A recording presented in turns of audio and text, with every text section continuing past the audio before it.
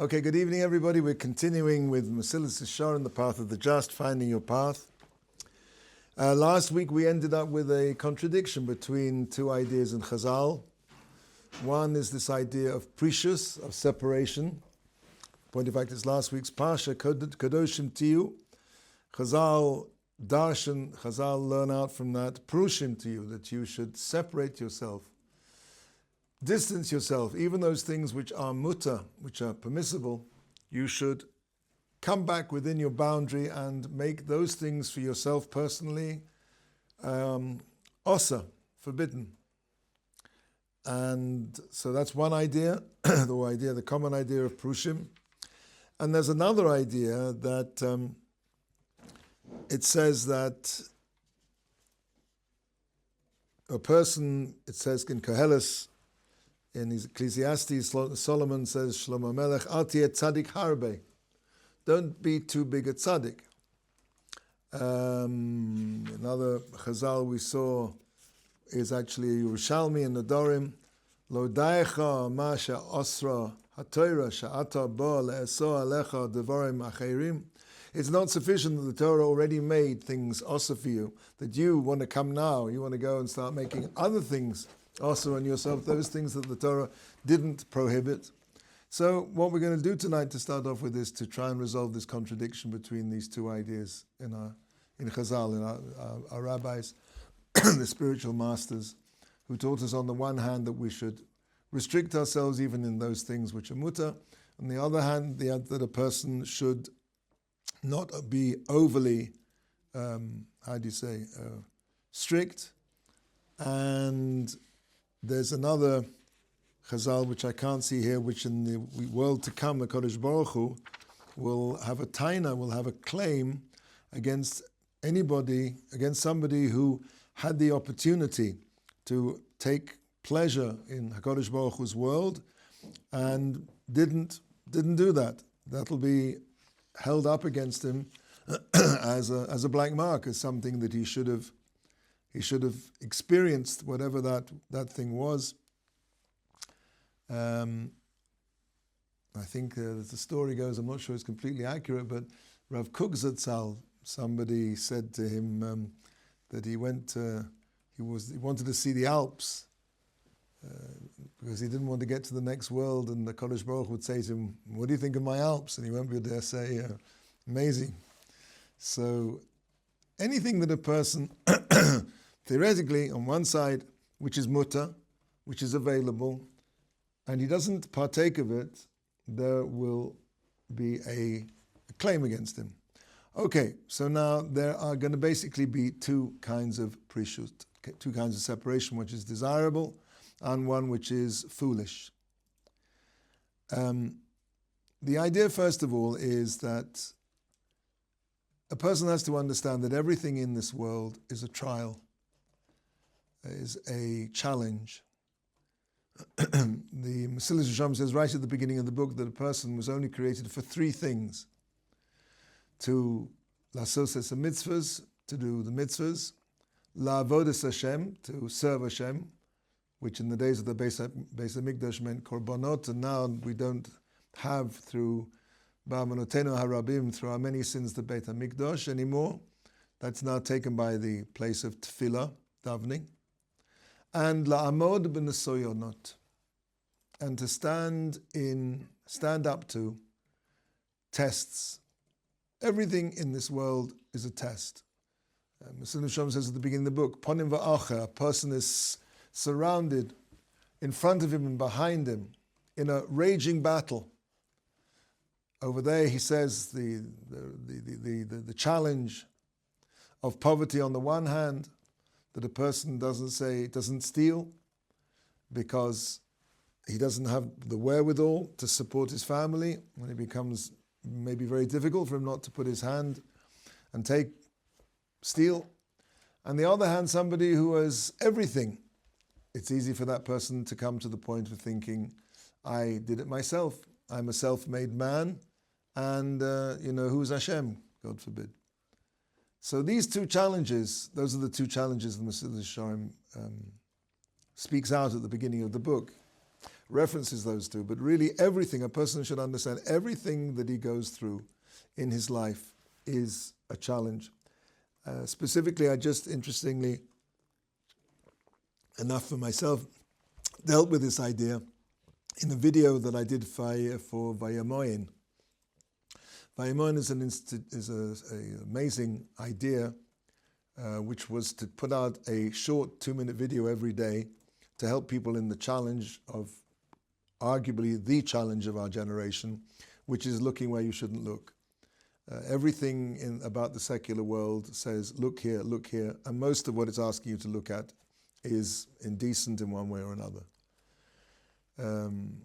It's a well-known idea in advertising that if you want to sell anything, you will have a much better chance of selling it if you put a lady who's not particularly well covered. That's well known that's something which motivates certainly men to a great extent. So Vayamon has this institute. So I did this organization that puts out videos every day. It's amazing, except for Shabbos, obviously. Every day. It's been a couple of years now. So I did a video for them recently about this idea, coming back to this idea of everything is a challenge. I don't know if you know this, in the 1970s, the PL, the Popular Front for the Liberation of Palestine, an Arab terrorist group, hijacked 3 planes, and they forced the pilots to land in Jordan. And on one of those planes, they separated all the Jews, there are about 30 Jews, and all the rest of the other passengers they let go. And they held these Jews for 30 days at gunpoint. And they were finally rescued, Baruch Hashem. Now, amongst those passengers was a Rebbitzin called Rebbitzin Raful Harari, or Harari Raful, I forget which way around it is. And she was like a tower of strength. She kept her cool, and she was a source of inspiration and strength for everybody else. And she was asked afterwards, how was it that she was able to keep her cool keep so calm in the face of, nobody knew what was going to happen. At any second, they could have been machine gunned. She said, whenever I felt panic rising up in my throat, panic starting to take me over, I asked one of the terrorists for a glass of water. And when he gave me the water, I said, Baruch atah Hashem Elokeinu melech haolam shehakol nihiyeh b'dvaro, with a lot of kavanah, as much kavanah as I could muster. And I said, shehakol nihiyeh, everything is through Hashem's word. Right now, the situation I am in is through Hashem's word, b'dvaro. This is Hashem's word. This is where I'm supposed to be. And that gave me tremendous, calm in the midst of this challenge. But everything in the world is a challenge. Everything is the world. Everything that a person goes through in his life is a challenge. If somebody insults you, the challenge is not to reply to that. You feel tired in the morning, the challenge is not to go to daven. Something inappropriate comes on the screen, the challenge is not to look at it. Something comes up with a question or heksha, and you're hungry, the challenge is not to eat it. There are everything in your life. Somebody gives you a tremendous compliment, so the challenge is not to think, wow, I did that. It's rather to think, Baruch Hashem, Hashem gave me that particular ability or talent, whatever it was. Everything, a person is in a situation of challenge the whole time. And therefore, what I'm getting to here is that seeing as we are in this constant sense of the state of challenge, so a person is tested, and the nature of a person is that he is in a situation where he can be tested, meaning the man has a weakness. He has a weakness to desires, a weakness to things which are, the Torah describes as evil, the desire to glorify himself, the desire to take pleasure in other person's downfall. A person, therefore, should, as much as he can, distance himself from the nature of physicality, which wrapped up in it is the tendency towards sin. We'll see in a second. Because there is no, he says, ki, hine ein lecha tanug olami asher lo yimshoch acharov eze chet ba'akevoi. There is no worldly pleasure which doesn't follow in its footsteps some form of sin. Derech Mashal, he gives a few examples. We know that if food and drink, if it's kosher, it's not Yom Kippur, it's not Pesach, and it's Chometz, but almost everything within the dietary restrictions of a Jew is mutter. But when a person fills himself up and he eats it to satiety, he stuffs himself, so to speak, or even not even stuffs, he just makes himself very comfortable. It makes it more difficult. Everybody knows after having a good, healthy meal, it's much more difficult to go and daven mincha, for example. We know drinking wine is mutter, but drinking wine can lead to aveira. It can lead to prikas ol, throwing off the yoke of heaven by getting involved in licentiousness, immorality. Drinking loosens a person's inhibitions. Wine itself is mutter, but the potential there in wine and food in different ways is to lead a person to a sin. Inside it itself, in the thing itself. Again, a person who gets used to eating, very nicely and spoils himself or is spoiled, is going to find it very difficult to make do with lesser fare, and he'll push himself into a situation where he's prepared to drive himself hard and in order to make money, to keep his possessions and his property. He puts himself in a situation so that his table should be spread according to the way it should be, and he therefore puts himself into the danger of theft to maintain the standard that he's accustomed himself to. This can take a person away from Avodas Hashem, from Torah, and from Tefillah. Now, all of that would not have happened had in the beginning he had not himself allowed to be pulled to those pleasures. So Chazal teach us that the Torah is yored, the Torah al sov daito, of a person. The person understands very clearly what motivates a person. And therefore it says very clearly when it comes to, for example, the one who sees a sota. Now a sota is someone who is suspected of immorality by her husband and is warned not to seclude herself with this person. And she does. She secludes herself with him after she's been warned. And there's a process by which she's brought up to Yerushalayim, and she drinks a certain water, the water mei sota. And this, if she's guilty of immorality, of being with this man, she dies a very unpleasant death. So Chazal teaches one who sees a sota, mi roa sota bekilkula, somebody who sees a sota in her destruction, yazi atzmo min hayam, he should forbid himself from wine, from taking wine. Because he says to himself, he should say to himself, look, where did this all start out? It started out with wine. Wine is mutter, brei pri agofen. But within wine is that potential. So he has to forbid wine on himself. He becomes a nausea. He forbids upon himself all kinds of great products. Just interesting enough, while we're talking about it, the question is obvious and is asked, why is it that somebody who sees a sota should osir himself from drinking wine? Granted that wine led to this terrible situation, but isn't it enough that to see the terrible punishment that a sota receives, isn't that enough to be a sufficient deterrent that a person is going to be very careful not to get himself into that situation? He sees, isn't the punishment in itself a warning?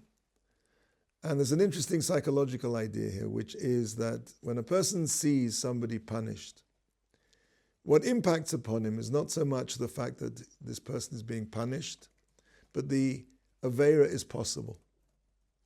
which is why a lot of newspapers, even though they purport to be moralistic and call out people for their immorality, the way they sell the papers or they sell their news value or whatever it is they get, their hits on YouTube or whatever, is by basically selling a kind of prurient interest in the Aveira.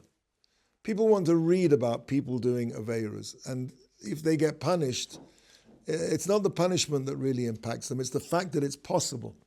A person sits on, watches the nightly news, the 10 o'clock news, and he sees that these bank robbers got caught for stealing $2 million from the bank. So one would think that, the fact that they sees these guys being shunted off to prison is enough to put him off the idea of stealing. But the reverse is true. When a person looks at that news report on television, he sees that, he thinks to himself, wow, people do this kind of stuff. It's possible to do it. And the same thing is true with sexual immorality. A person's not impacted by whatever it is, the negative fallout of what that is. A person hears, looks, sees something in this area, and they think to themselves, stupid people, why they got caught. If I would do it, I'd be smarter. And therefore, it's not enough that a person sees the punishment of the sota, because the punishment of the sota just teaches him what impacts upon him is not the punishment, but the fact that the Aveira is possible. And therefore, the Torah says that a person has to cut down to the root cause and go and forbid himself from drinking wine. Another idea, he says here, for example, the permissibility the person it's mutter for him to be with his wife. More than mutter. It's on Shabbos, it's a mitzvah. And yet, Chazal said that there's a thing called Tevilas Ezra. When a man has relations with his wife, he should go to the mikveh. Because why? The whole point of this afterwards is because the Talmid Chachamim should not be around their wives involved in this, as the Lashon of Chazal is, Shelo yiyu Talmid Chachamim mutzuyim eitzel nashehem ketarnegolim, like roosters. Because even though the act itself is mutter, however, it implants in a person a lust for that which is forbidden. As Chazal say, Even Katan Yesh Ba'adam, there is a small organ in a man, which when it is satiated, when you feed it, when you satisfy it, it becomes hungry. And when it's made to hunger, if you starve it, it's satisfied. And that's other ideas here, which we won't go into now, but the idea, again, is the same idea, that a person should limit his involvement with the physical world, because the physical world has inbuilt into it the possibility to lead to sin. Again, another example, clothing, adornment. Everything is mutter for a person to wear, provided that it's not a mitzvah of shatnez, of woolen linen, some kind of forbidden. And yet, the fact that when a person gets himself too involved, and this is true both of men and women, I think, in dressing up in all his finery and making sure he has all the best suits and the best clothes, and he stands in front of the mirror and preens himself. So this is something which brings to immorality, and apart from the fact that it gives rise to envy of other people. Chazal tell us in Bereshis Rabbah, Kiven shero hayetza odom shetole ba'ad akevoy. The Yetzer Hara sees somebody who, I don't know how you translate this, is like hanging on his heels, I guess kind of like posing. And Mamamash Godov, and he's like, he's straightening out his clothes the whole time. I'm not saying that he's, when he gets, just make sure that he's neat. I'm saying somebody who's constantly adjusting himself and preening, I think the word is. Umasal sel basaro, and he's twisting his curls. Oimer, the Yetzer Hara says, Zeh sheli, that one's mine. He's mine, I've got him. Again, hatil v'adibor im eina b'davar isur. Til, going for holidays, going for trips, and speech in itself is something which isn't asa.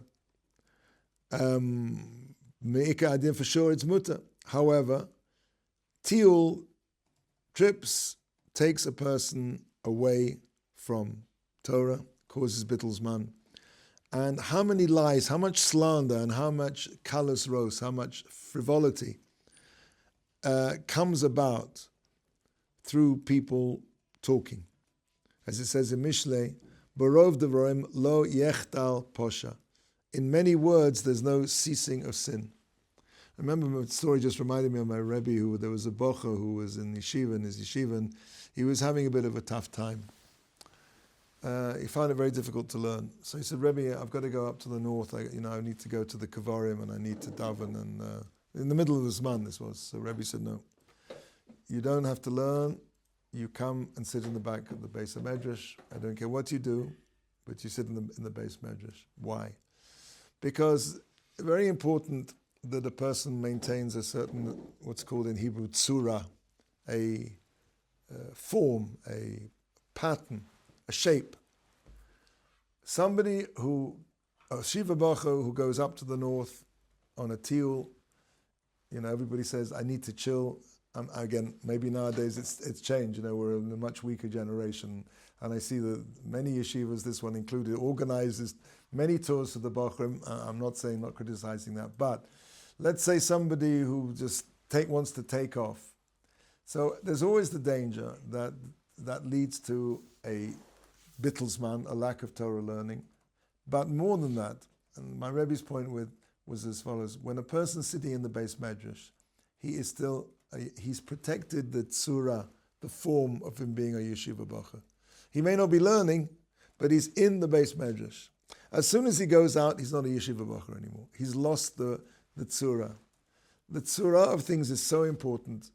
I'm reminded of a story of the Chofetz Chaim, who somebody once asked him, I'm sure we all share the problems of davening. Davening is a very difficult thing to do on a constant basis. Many times, much of the time, our minds wander. So somebody once said to him, Rabbi, why should I bother davening when I don't feel like it? When the inspiration hits, then that's the time you can pray. But you can't pray. How can you pray if you don't feel like it, if there's no emotion there? So the Chofetz Chaim gave him a mashal, a parable of a watch repairer. Now, back in the day in Europe, of course, there were no repair shops to take your watches to. So there would be a watch repairer, who would literally make his tour around all the shtetl, all the small Jewish towns. And he'd probably come once a year or something like that to come and repair all the watches and the clocks in the village. And so everybody would store up their watches and clocks waiting for the clock repairer to come. And he'd come and everybody would stand there on the line and he'd take one clock after another and he goes, yep, I can fix that. I can fix that. No, I can't fix that. No. Yes, I can fix that. And so somebody said, what's the difference? He said, well, you see, these clocks over here, they're broken. But the owners used to wind them up once in a while. They used to keep them wound up. So the mechanism stayed intact, even though it was broken. Over here, the owners of these clocks, they just left them, and now they're rusted solid. There's nothing I can do with them. The analogy is an analogy to prayer. Much of the time when a person davens, it doesn't connect. But the mechanism is kept working, so at the time where inspiration does fill you, the mechanism of prayer will be there. It's one idea. So the idea over here is similarly that even though a person may feel like he needs a break, he needs to chill, and again, this is not across the board. Everybody has their own Rebbe, everybody has their own particular situation. But a lot of the time, it may be better to maintain the tzura, the form, and just to keep going, even on a very, very, very, very limited level of inspiration. Because when the inspiration returns, which it does, Everybody, from the Gadol Hador to the smallest Jew in existence, is on a wheel. Big wheels and small wheels. Days of enlightenment, days of darkness. They called Yemei Sina, Yemei Ava, Kabbalistic ideas that a person just goes through these cycles. I mean, Chazal understood this long before psychologists. We all know that feeling. We know some days we leap out of bed and we just can't wait to get down and daven and get to the base medrash, and other days it's very difficult. You don't want to look at your chavrusa and you don't open the siddur. But as we all know, things change. We're all going on these cycles. So inevitably the cycle will be there. So that's the idea, that a person, by preserving the shell, even though the shell may feel very empty and very cold and very without taste, but it's there, ready to work when the inspiration will and does return. So, excuse me, klal hadava. The general principle here is, as we said, the world, everything in the world, physical things in the world, have great dangers. And therefore somebody who desires to escape and to increase his distance from those dangers in the world, this is what's called sensible precious. This is precious hatov, good separation. And this is the important idea here, is that, and I'll read this as he says it in Hebrew, Shelo yikach min ha'olam b'shum shimush shehu mishtamesh mimenu ela ma shehu muchrach bo mipnei hatzorich asher lo v'tiva olav. Key line here. The idea of precious is that a person should take absolutely nothing except those things, anything from the world, of all the things that one can use in the world, except those things which are absolutely necessary for him, what he needs, because of his nature. And of course, it's very easy. How do you know what you need? Most of us manage to conflate our needs with our wants. It becomes very difficult sometimes to separate between a need and a want. And usually when a person's left to himself, it's almost impossible. Most of what we claim our needs are usually wants. And I think that's where it becomes very important, to have a Rabbi. Say lecha Rav. You have a Rav, knei lecha chaver, you have friends. So they don't have your Yetzer Hara, right? So a person can look at you objectively and say, you go to your Rebbe and you say, Rebbe, I need to do exercise. So how much exercise do you need to do? Maybe you love doing exercise, so maybe, half an hour a day, an hour a day is enough. You don't need to do 3 hours. So sure that a person needs a certain amount of sleep, he needs a certain amount of olam hazeh. We're human beings. And, the word physicality, chumrius, is connected to the word chamor, which is a donkey. If a person doesn't feed his donkey, it's going to collapse and die. It's impossible, and that's what we're saying over here, that a person shouldn't be too strict with himself. On the other hand, he has to know what is his needs as opposed to his wants. And for that, it's very difficult without the help of an outside objective arbiter to be, which you need someone to guide you and say, this you need and this you don't need. In point of fact, it's interesting because everything that you do for your own recreation, let's take the example of sport. Let's say a person loves to go running and he needs to run half an hour a day. So that half an hour running is a half an hour of mitzvah. Minute 31 becomes an aveira if he doesn't need it. Or at least if it's not exactly an aveira, it could be that it's now lacking in precious. Again, it has to be understood. But a person understands that doing what he needs to do is a mitzvah. It says, "V'nishmartem es nafshosechem ma'oid." The only time the Torah says very much, you should guard your health. Very, very much. A person can be machmir when it comes to looking after himself, and should be machmir, staying well away from anything.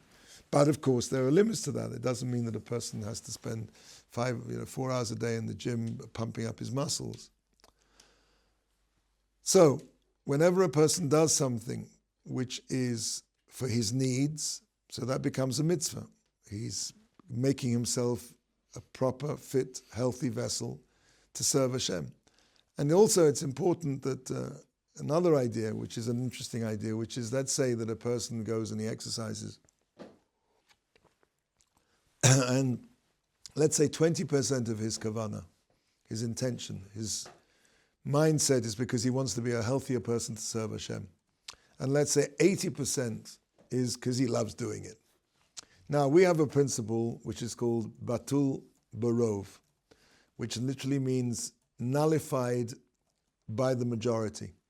For example, let's say somebody poured, let's say a better example.